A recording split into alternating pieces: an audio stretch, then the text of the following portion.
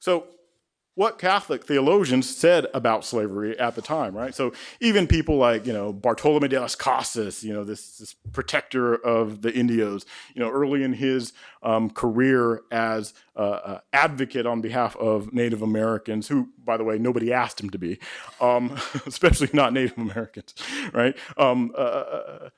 Actually called for the use of, or the importation of African slaves so that Native Americans would no longer be stuck in the encomienda system. Right?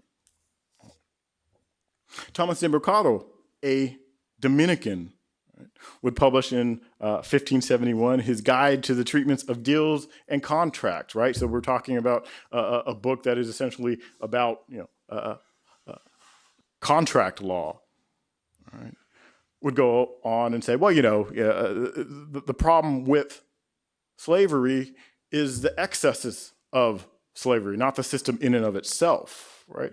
And for the most part, this is what churchmen believed. Bernardo de Medina, right, in his 1675 Life of Martin de Porres, who's a part of the convent of Our Lady of Rosary, and who is attempting to bring notice to the life of Martin de Porres, through his sacred biography, has no problem with slavery. That slavery, this is a part of the process, and how else are we going to fund our missionary project to the Chinese or to Filipinos?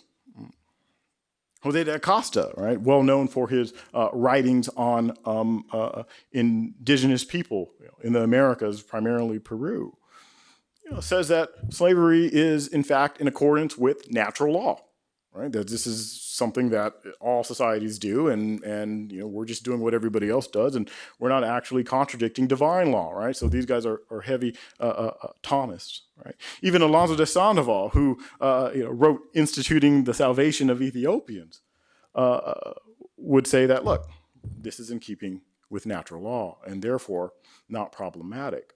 Right? Only if there is excess. And so what is excess for our theologians? Well, excess means doing something above and beyond what you're supposed to be doing, right? At least in terms of enslaving people. So what could that be? Owning another human being should be bad enough. Well, not quite, right? You have to actually